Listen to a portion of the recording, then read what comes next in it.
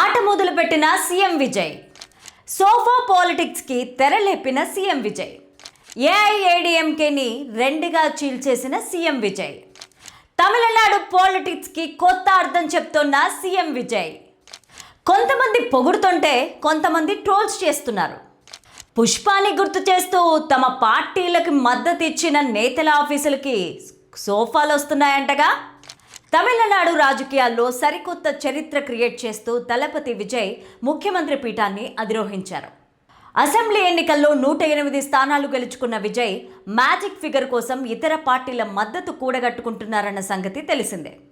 ఈ క్రమంలోనే మద్దతు ప్రకటించిన నేతల కార్యాలయాలకు, నివాసాలకు కొత్త సోఫాలు రావడం నెటిజన్ల దృష్టిని ఆకర్షించింది.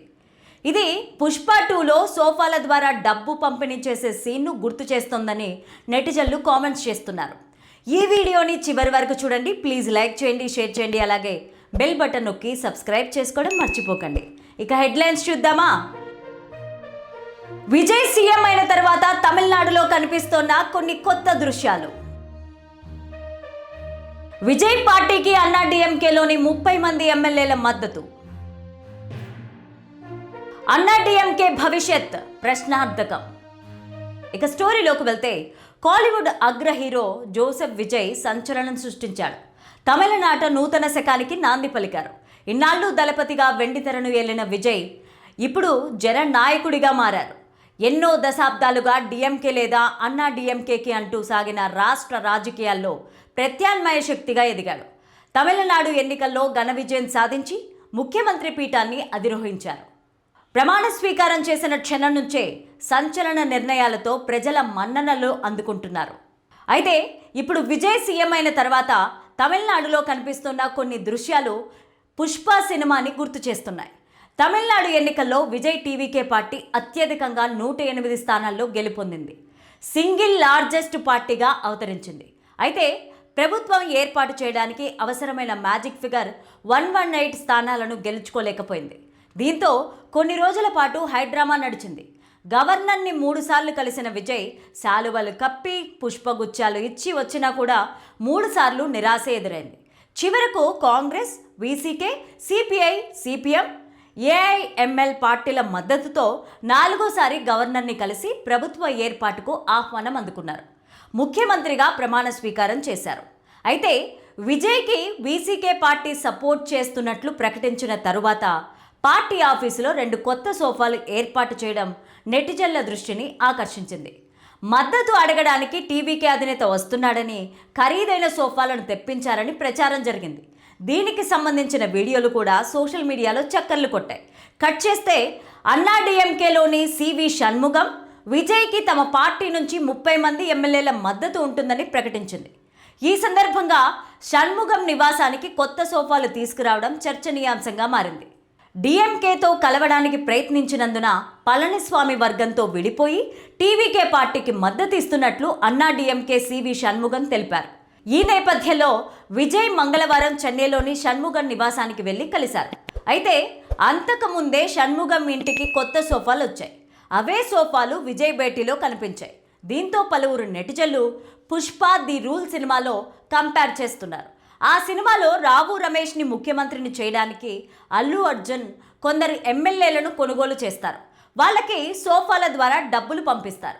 ఇప్పుడు విజయ్కి మద్దతు ప్రకటిస్తున్న వారి ఇంటికి, ఆఫీసులకి కొత్త సోఫాలు వస్తూ ఉండడంతో పుష్పతో పోలుస్తూ పోస్టులు పెడుతున్నారు.